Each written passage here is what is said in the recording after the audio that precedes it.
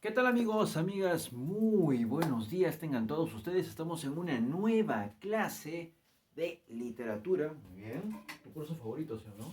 Estamos en tercero de secundaria. Tercero de secundaria. Estamos ya en la semana 30, ¿ya? Última semana. Sí, última semana del tercer bimestre. Vamos a la semana 30. Y el tema de hoy que vamos a desarrollar es Barroco Español. Barroco español, segunda parte. Vamos a hablar hoy sobre el barroco español, segunda parte, ¿sí? Eso es lo que vamos a ver hoy en esta clase. ¿Ah?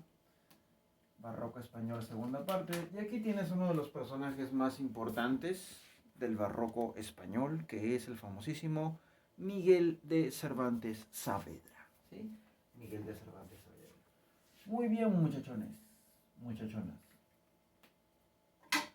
Vamos a recordar un poquito lo que era el barroco, ¿sí? El barroco español.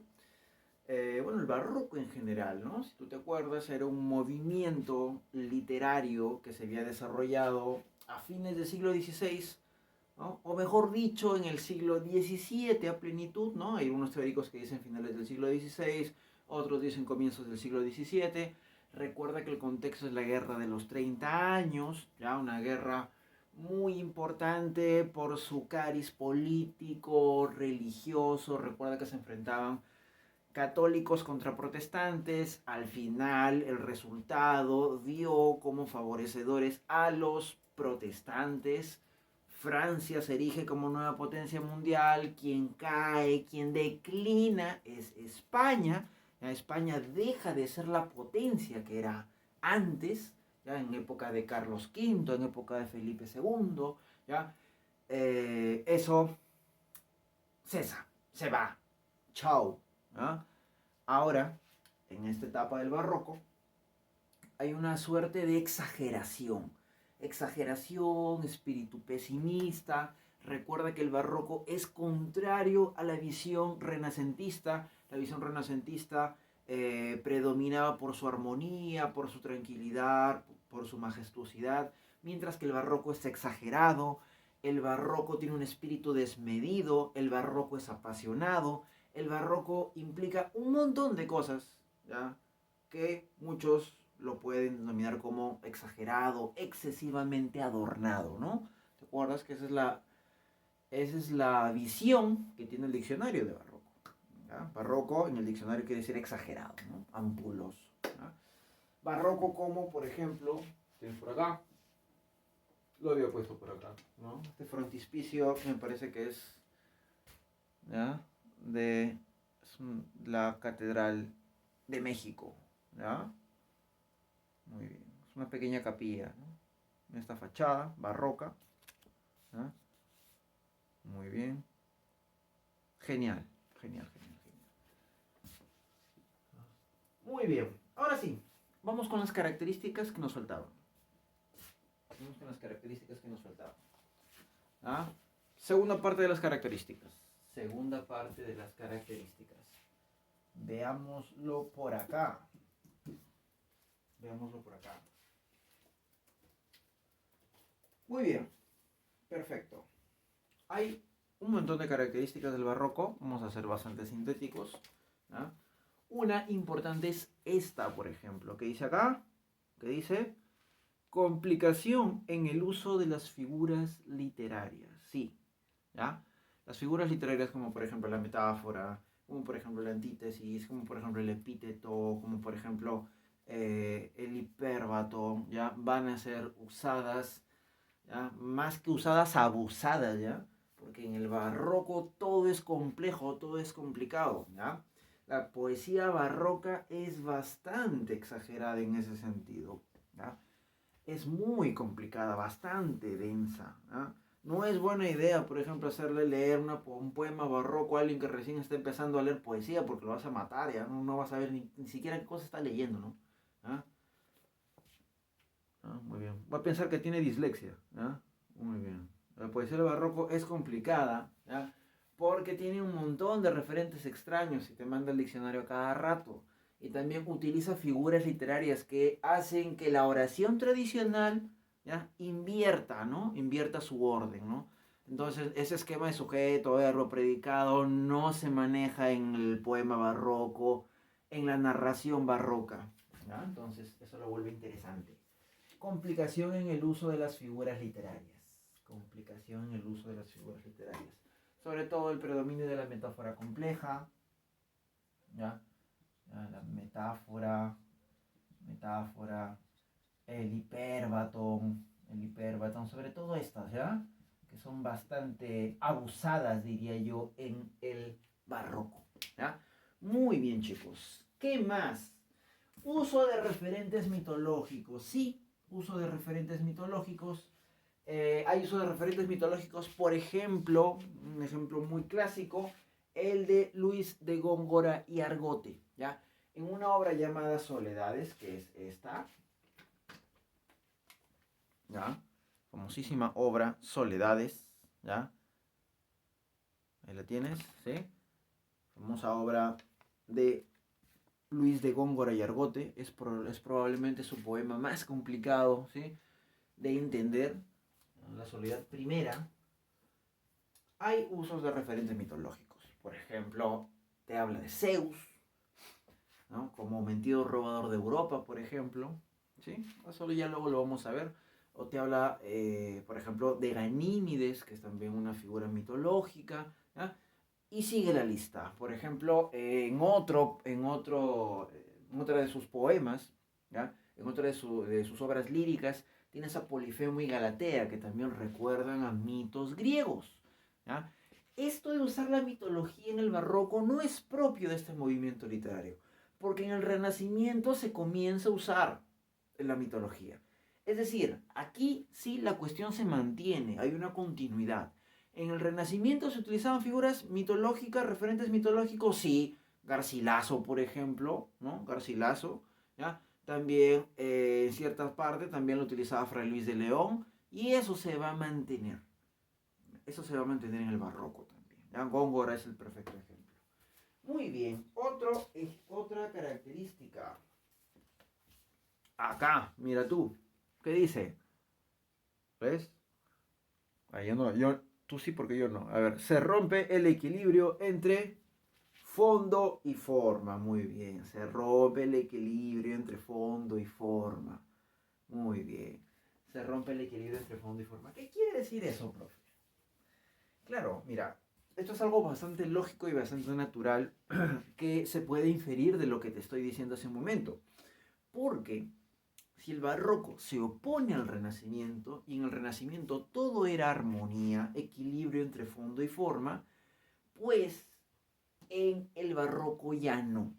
En el barroco, ¿ya?, hay una predominancia de la forma, de la figura, de las palabras, de lo bonitas que están, de lo adornadas que están, sobre el fondo, ¿ya? Más me importa la figura que el fondo, que lo que se quiere llegar a decir, ¿ya? Lo que mejor me tiene que salir es la forma, la palabra compleja, extraña, los giros que hay en la sintaxis y cuestiones por el estilo. Esto se da casi en toda la poesía, casi en toda la narrativa barroca, pero hay excepciones, donde importa más también el fondo, ¿ya? Hay excepciones, pero eso se da casi en toda la poesía, en toda la literatura barroca, ¿sí? En toda la narrativa, en todo el teatro. Muy bien. Sigamos. Uso de tópicos latinos. Esto también, si tú te das cuenta, si tú tienes buena memoria, esto de los tópicos latinos es recontra antiguo. Y esto sí no se ha mantenido desde el Renacimiento, se ha mantenido desde, muchísimo antes, desde la Edad Media. Siempre se usan los tópicos latinos, ¿ya? En el Renacimiento obviamente más, ¿ya? Recuerda el Beatus Ille, por ejemplo, ¿ya? El Beatus Ille, por ejemplo, de Fray Luis de León, ¿ya?, que también lo usaba, por ejemplo, Garcilaso de la Vega, ¿ya? La Arcadia, por ejemplo, que era el Locus Amoenus, que también lo usaba Garcilaso, ¿ya? Entonces, esos tópicos latinos, también se van a usar aquí en el barroco y inclusive se van a agregar otros de repente. Por ejemplo, el tempus fugit, ya que el tiempo fluye, el tiempo se va muy rápido, ¿ya? Propio de aquí. El mundo al revés, que el mundo no está bien, el mundo está desordenado, el mundo es caótico, propio de, por ejemplo, obras como la de Pedro Calderón de la Barca, o El mundo como teatro, propio también del propio Pedro Calderón de la Barca. Muy bien. ¿Qué más? Surgen las escuelas poéticas del culteranismo y del conceptismo, que en un momento las vamos a ver. ¿Te acuerdas que eh, en el Renacimiento, en el primer Renacimiento, surgieron dos corrientes poéticas, ¿ya? Dos escuelas poéticas. La primera, por ejemplo, si tú te acuerdas, era la escuela italiana, ¿sí? La escuela italiana, y la otra era la escuela tradicionalista, ¿sí? ¿Te acuerdas? La escuela italiana, que era de Garcilaso de la Vega, ¿sí? Garcilaso de la Vega, de Juan Boscán, si te acuerdas, que era amigo de Garcilaso y maestro de Garcilaso, y la otra, por ejemplo, es de Cristóbal Castillejo, ¿no? La tradicionalista. Muy bien. ¿Ah? En el segundo renacimiento, si tú te acuerdas, el segundo renacimiento tenía que ver, por otro lado, con otras dos escuelas poéticas. Estas dos escuelas poéticas eran la escuela sevillana, estoy hablando, por ejemplo, con Fernando de Herrera, ¿sí? Y que era un grandioso poeta que fue influido por Garcilaso, ¿sí? Y la otra escuela importantísima en el segundo renacimiento es la de Fray Luis de León, que es la escuela salmantina. ¿Ah? Entonces tienes allí cuatro escuelas por el momento, ¿no? La escuela italiana, la escuela tradicionalista, la escuela sevillana y finalmente tienes a la escuela, ¿ya? La escuela salmantina. Ahora hay dos más, la culterana y la conceptista. Y la culterana y la conceptista son de aquí nada más, solo de aquí, ¿ya? Solo de aquí. Muy bien, ¿qué más? Luego vamos a hablar un poquito de esto, ¿ya?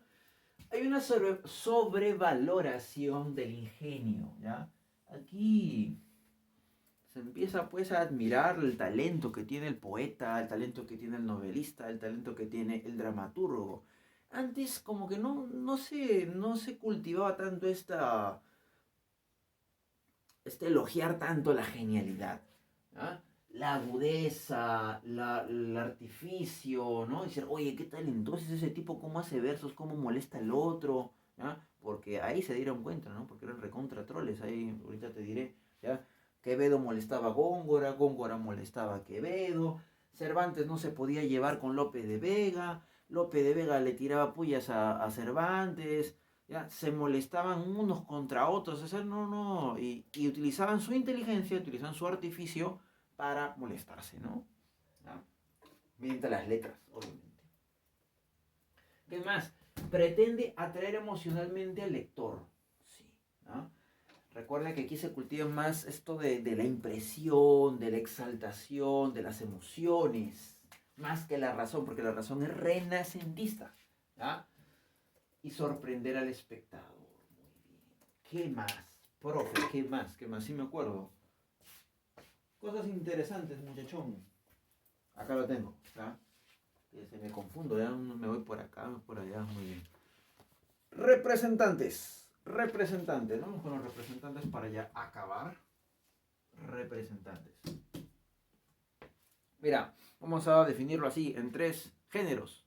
Tienes primero el lírico, luego tienes el narrativo y finalmente vas a tener el género dramático, vamos a ponerle teatro, ¿ya?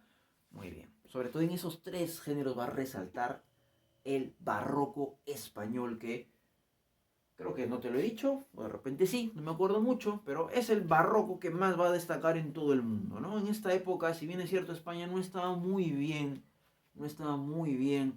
económicamente hablando, políticamente hablando, pues en la literatura estaba mucho mejor que tal vez en otras épocas, ¿ya? Los escritores eran geniales, eran magníficos, arrasaban con todo, ¿ya? Eran muy, muy buenos. Muy, muy buenos. Sigamos. La lírica. Oye, en la lírica te he dicho que hay dos escuelas. ¿Cuáles son esas dos escuelas, profe? El culteranismo y el conceptismo. Culteranismo y conceptismo. Háblame del culteranismo, profe. Bueno, pues, a ver. El culteranismo tiene que ver con la palabra culto. Si no te has dado cuenta, ¿sí o no? ¿Te has dado cuenta, sí o no? Ah, supongo que sí, pues obviamente, ¿ya? Muy bien. Ya, entonces, profe, es una escuela para gente culta, más o menos así. Algo así, muchachón, algo así, ¿ah? Tú sabes que para leer poesía en esta época, pues había que ser una persona culta. Entonces, de allí, ni modo, hay que ser cultos. Pero sucede que el culteranismo pues ya se pasa de culto, ¿ya? Como que ya es un exceso. Como que si no eres erudito, si no eres niño diccionario, no lo vas a hacer, ¿ya? Tienes que ser un niño rata del diccionario para poder entender lo que dice la poesía culterana. La poesía culterana es una escuela de gran complicación formal, es decir, te van a tratar de atarantar con el lenguaje, ¿ya? Lo vas a leer una vez, lo vas a leer otra vez, lo vas a leer otra vez. Y si es que no estás muy bien entrenado, ¿ah? Te vas a pensar que tienes algún problema para poder leer, de comprensión, algo así, ¿no? Porque es realmente complejo, ¿no? Se lee una, dos, tres veces, ¿ya? El que había empezado un poquito esto de lo complejo era Garcilaso de la Vega, con sus églogas. Pero luego pues ya empezó a, ¿no? A complicarse de una forma espantosa, ¿no?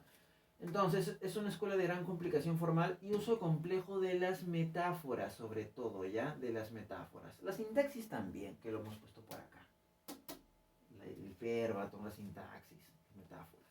¿Ya? Muy bien. ¿Quién es el fundador del culteranismo?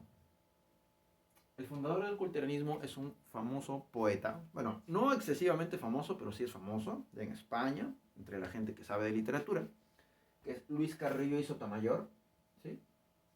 Que era un gran sonetista, tiene un libro que se llama el libro de la erudición poética. Pero nosotros no lo vamos a estudiar mucho, ya este gran sonetista que fue Luis Carrillo Sotomayor, muy religioso también, porque quien se lleva aquí las palmas es alguien que aprendió de Luis Carrillo Sotomayor, alguien que fue influenciado por él y se considera así plenamente el más grande poeta culterano de todos los tiempos, y este es Luis de Góngora y Argote. Luis de Góngora y Argote. ¿Ah? Muy bien, Luis de Góngora y Argote. Luis de Góngora y Argote es el máximo representante del culteranismo. El máximo representante. Ya no hay otro mejor que él. ¿Ah?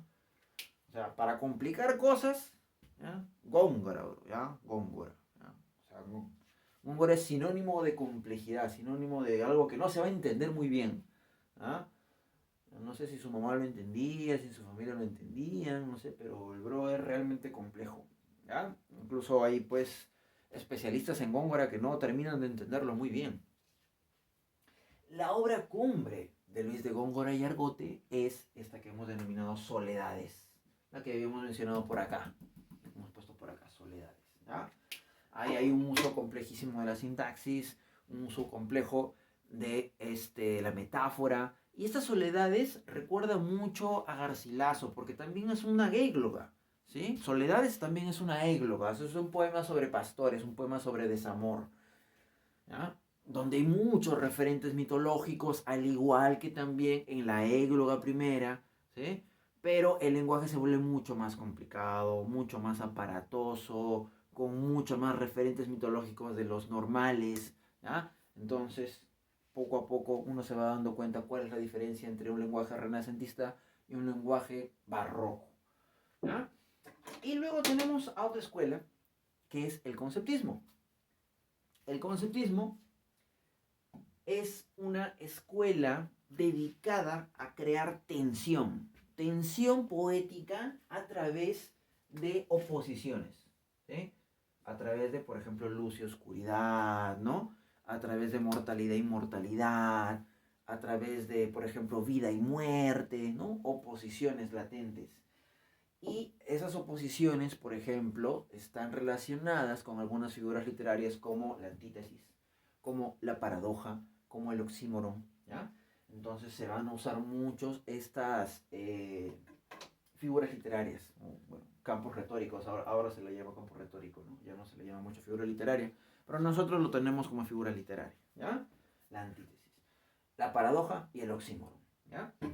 Eh, el más importante de los conceptistas, poetas, sin duda, fue el gran Francisco de Quevedo y Villegas, ¿ya? Obra El Parnaso Español. Y aquí, vamos a ver, te voy a mencionar aquí, lo voy a mostrar, estos dos güeritos. Te presento a Luis de Góngora y Francisco de Quevedo, ¿ya? Yo los he puesto juntos así por cacha. Bueno, también en el internet salen así. Pero realmente que estas dos personas no podrían haber estado juntas en una sola habitación, ¿ya? Y aquí ni una sola lámina, ¿ya? Porque tú sabes que estos dos amiguitos se odiaban, ¿ya? Se odiaban, no se podían ver la cara, ¿ya?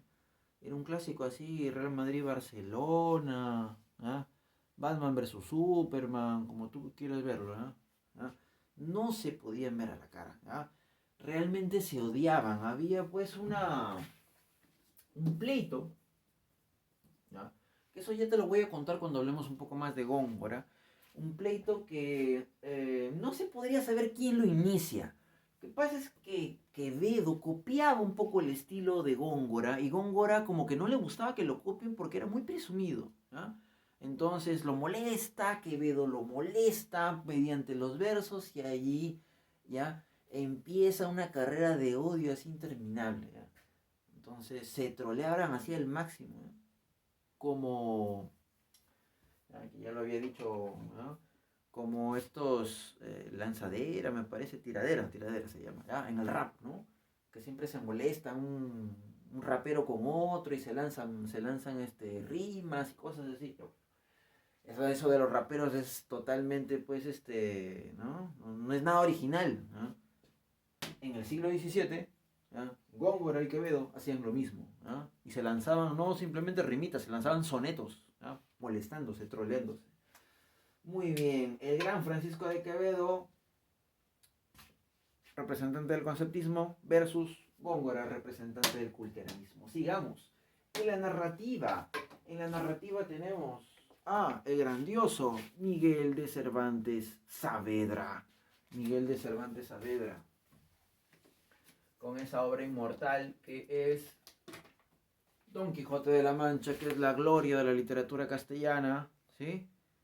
Algunos consideran que el Quijote no es exactamente barroco, sino es un estilo anterior que se seguía manierista, pero nosotros lo vamos a tomar como barroco, ¿ya? Es una obra de 1605 en la primera parte y en la segunda parte es de 1615, ¿ya? Muy bien, Miguel de Cervantes Saavedra, Don Quijote de la Mancha, ¿ya? Entonces tenemos a Miguel de Cervantes como probablemente el mejor representante, el más grande de la narrativa. Luego tenemos a otro muy, muy, muy importante y tiene que ver un poco con la filosofía también, ¿ya? Que es Baltasar Gracián. Mira, Baltasar Gracián, no quiero complicarte la vida ni la existencia, pero Baltasar Gracián era un autor que hacía filosofía, hacía narrativa, ¿ya? Y su narrativa también tiene que ver con el conceptismo. Es decir, el conceptismo de Quevedo no simplemente tenía que ver con la lírica, o sea, con la poesía, también tenía que ver con la narrativa. Pero eso no lo tomemos en cuenta, pero ¿no? No lo tomemos en cuenta para de repente un examen, no lo tomemos en cuenta de repente para alguna pregunta así que pueda venir en un quiz o algo por el estilo. Pero solo te lo digo como cultura. Baltasar Gracián fue conceptista también, ¿ya? Conceptista en la narrativa, ¿ya? Conceptista en la narrativa. Conceptista, ¿no? Muy bien, un poco chiquito nada más, ya, listo. La obra más importante de Baltasar Gracián, que era un tipo muy pesimista, que era un filósofo realmente genial, magnífico, que debe ser revalorado, ¿ya? Porque fue filósofo, no simplemente literato, es el Criticón. Es una obra que se la considera a la altura del Quijote, a la altura de la Celestina, ¿ya? Por lo magnífica y lo genial en cuanto a sus descripciones y su visión de la vida. El famoso Criticón de Baltasar Gracián. Recuerda, Miguel de Cervantes y Baltasar Gracián son los dos más grandes narradores, probablemente, del barroco. En el teatro hay cosas serias, muy serias. Félix Lope de Vega, ¿ya? Que es el escritor que el autor que más ha escrito en la historia de la literatura española. Tiene más de 1000 obras, ¿ya? Realmente es así, más de 1000 obras. No sé cómo le alcanzó a la vida a pasar eso, ¿ya? Donde pues la más conocida que, ¿ya?, la gente recuerda es Fuente Ovejuna, ¿ya? Luego hablaremos de Fuente Ovejuna. O El perro del hortelano también, muy famoso, ¿ya? La más conocida, sin duda alguna, es Fuente Ovejuna, ¿ya? Que habla la historia de un pueblo que se rebela ante los abusos del comendador, ¿ya? Fuente Ovejuna, todos a una, ¿ya? Luego tienes otro autor teatral muy importante, que es Tirso de Molina. Tirso de Molina va a destacar en la comedia, ¿ya? Va a destacar mucho en la comedia. Tiene una obra llamada El burlador de Sevilla, bueno, que se le atribuye a él, no se sabe exactamente si él fue el que la compuso, pero aquí hay otra también que es Don Gil de las Calzas Verdes. Don Gil de las Calzas Verdes, que esa sí es una obra suya, comprobada, ¿ya? Igual, El burlador de Sevilla, que te habla de la historia de un Don Juan, ¿ya? Don Juan es este chico conquistador, que luego también va a ser mencionado en otras obras literarias innumerables, ¿ya? Uno de los primeros en hablar de este conquistador es Tirso de Molina, ¿ya? Famoso también comediógrafo y dramaturgo en general. Recuerda, Félix López de Vega, Tirso de Molina. Por cierto, Félix López de Vega también era poeta, ¿ya? También era poeta, solamente que no vamos a ponerlo donde la poesía porque se nos va a complicar un poco la cosa, ¿ya? Lo que está ahí aquí en este cuadrito, teatro Félix López de Vega, otro Tirso de Molina, y vamos con el último, que es aquí, nuestro bro, Pedro Calderón de la Barca. Pedro Calderón de la Barca. No tengo Calderón, ¿no? Pedro Calderón, ¿no? Cocacho. ¿No? Pedro Calderón de la Barca, ¿ya? Que es, ¿ya?, el último gran representante del barroco. Cuando él se muere, él vivió de 1600 a 1681. Cuando él se muere, muchos historiadores dicen, aquí acabó el barroco. Otros dicen, no, sigue, solamente que en caída, pero se mantiene hasta, algunos dicen, las primeras décadas del siglo XVIII, ¿no? Eso es cuestionable, pero bueno.